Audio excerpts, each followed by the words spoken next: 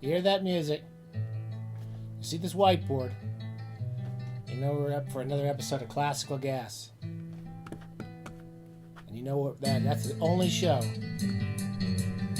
on the internet that's too cheap to let you hear the damn theme song. We're too cheap to let you hear that song long enough for you to know to actually enjoy it, because I don't want to get sued and I don't want anyone to charge me for it.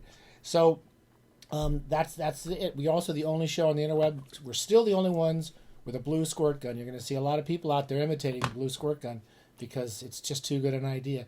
And when you see them, you know that's all second best. It's all the wannabes, all the loser literary dilettantes who don't have their own ideas about squirt guns. So today we're going to talk some more. We've got the Classical Gas whiteboard up, and our big our new rating system: hell yeah and hell no. Last week we had fuck yeah for Zola's first novel of the ROUGON Marquard series called The Fortune of the Rougons, which is one of my favorite all-time literary classics that looks terrible. So literary classics almost always look terrible. That's the important thing to remember. And there's many of them that really are terrible, and many of them are just incredibly good reads. And I seem to be the last person in the world to know how good Zola is. I got lots of people who wrote me since this. One of our favorite bathing buddies, Amanda, way out in Isle of Bar in the middle of nowhere in Scotland, who's building a bunker for us. She wrote me afterwards and said, Zola is my favorite writer. I love Zola. I've read all his, but she named all. You know how it is when you love a writer, you just want to name their books because each book, the title reminds you of these wonderful things. She listed a whole bunch of books she loved. And I was thinking that, 6 weeks ago, if someone said to me, Emile Zola is my favorite writer, I would automatically think pretentious wanker. That's my first thing I would have thought. That's such bullshit. I'm sure they don't really like Zola. But he is wonderful. Now, I've got a lot of things to talk about with Zola, and I forgot about most of them. The first thing I wanted to do, and I forgot it already, was to help you kind of, so for those of you who may not have read him like me, some dummies, if you like Maupassant, then you will. He reminds me a lot of Maupassant. He was a big supporter of Maupassant and published one of his first stories, the stagecoach-like story, which is a wonderful story of his whose title I can't remember. Boule de Suif or something. Boule de Suif, I can't remember. Butterball, and he helped Maupassant along after he was already a very successful writer. And I think that's a useful book to think about. If you liked Maupassant, you're going to probably like Zola. And I think Zola is actually, there's things about him I like better. He's very much a novelist, unlike Maupassant. He's a novelist, and a great one. We're big fans of the Simenon books here, and I wanted to mention last time, The Shadow Falls. I love Simenon. He's one of my favorites. And Simenon was a big fan of Zola. And I remember reading this often, very many times. And I read this a few years ago. I read The Shadow Falls, which is about another little provincial family somewhere in the outskirts of France, and the way the kind of bourgeois family taking over the town versus the kind of working people and the poor and all this stuff. And Simenon has a very similar eye and a similar interest in the kind of daily lives of people. And it's a wonderful book. It's called The Shadow Falls. I've almost never seen anyone talk about this, one of my favorite Simenons, one of his few long novels, very much a Zola-esque read. So we talked about the first, and what we're doing here is I've decided, without meaning to decide, to read the Zola, the ROUGON Marquard series in sequence as Zola suggested the sequence should be read. And this is strange because the first 3 books in the sequence, we talked about one last week. Last week I finished His Excellency, EUGENE ROUGON, the second book, written, again, these were not written in sequence. This was written, I think, midway through the series of writings. And then the third book, which I've just started, which is called The Kill. I haven't quite gotten to the point of the title yet, but I have a guess at the moment. Now, the books, I kept thinking, because I hadn't heard of these books, you hear of L'Assommoir all the time, you hear of Germinal, but I wanted to read them in sequence, and there's a real sense a good reason to do that. And all I can say is that whether it's a good reason or not, these are great fucking books. I can't impress you. They're wonderful, wonderful novels. There's so many things I want to talk about in him, and I'm just going to be very, very succinct and brief. But he gets behind, like Maupassant, his characters are often horrible people. They're often very bourgeois people. They're people who are manipulative. The story of His Excellency Eugene ROUGON. Eugene was the son of the couple in the city, in the countryside. I keep forgetting the name of, and who kind of engineered helping Louis Napoleon get into power as an emperor, and to end all this kind of political rabble-rouse, all the democratic agitation, all the riots, the people saying they wanted to run their own country, and this guy decided, well, he's going to take it over with the military and establish this new empire. So Louis Napoleon takes over.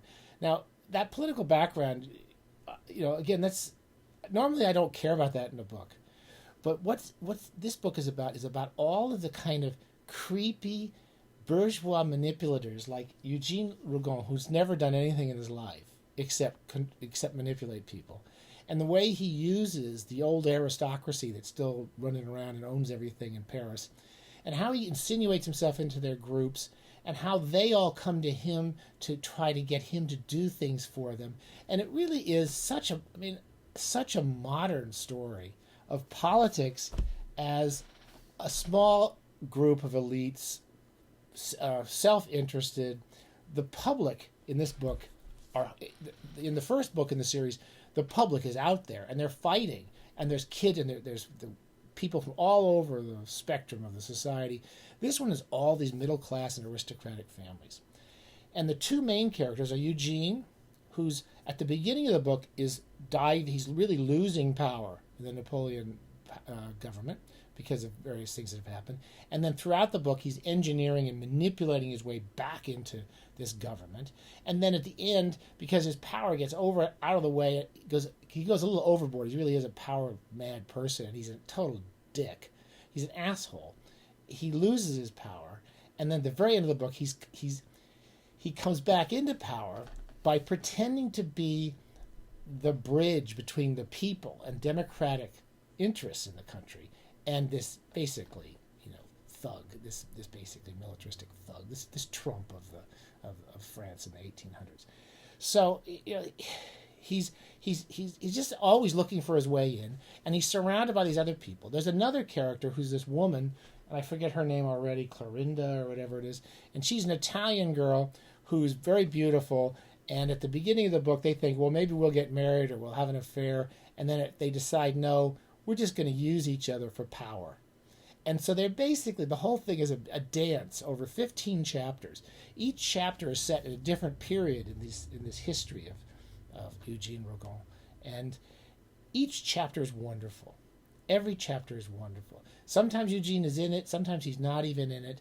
There's one chapter, for example, where they all meet out at somebody's house, and Napoleon comes to the house, or Louis Napoleon comes to the house, and they're all really going to use this opportunity to insinuate themselves into this emperor's life and to take power as much as they can.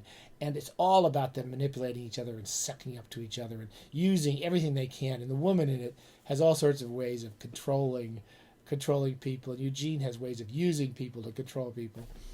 And at the end of it, there's a scene, which normally I would have thought was heavy-handed, but there's a hunt, and at the end, they take all the hounds out who were in the hunt, and they throw lots of raw entrails to feed the hounds and reward them for the hunt.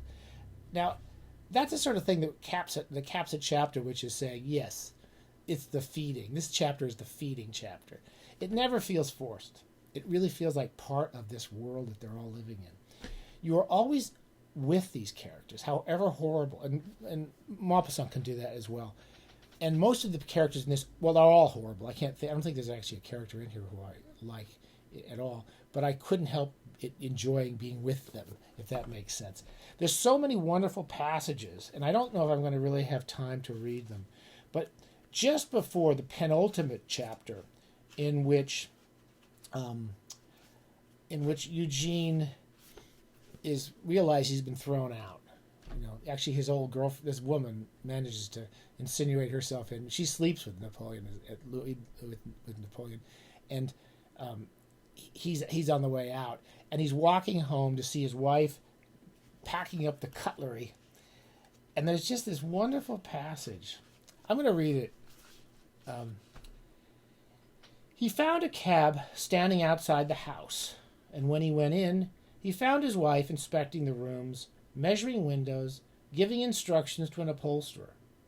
He was surprised until she explained that she had just seen her brother, Monsieur Boulon d'Orcher, the judge, who already knew about Rougon's fall. He had wanted to annoy his sister, telling her that now he would soon be Minister of Justice. By now, the storm had broken. It was incredibly violent. The downpour was accompanied by heavy thunder. Rougon was obliged to wait 3/4 of an hour. He wanted to walk back.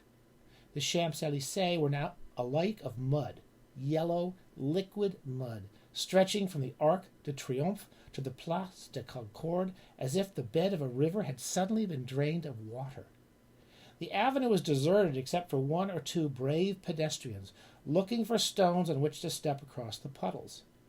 The trees were streaming with water and dripping heavily in the still, fresh night air. In the sky, the storm had left behind a trail of tattered, coppery clouds, a low-hanging, dirty mass covering the remains of the day, a cutthroat, sinister gloom. There's the whole passage, the whole lightning of that chapter goes on. It's just one of those beautiful passages of going through this storm and the gloom of this world.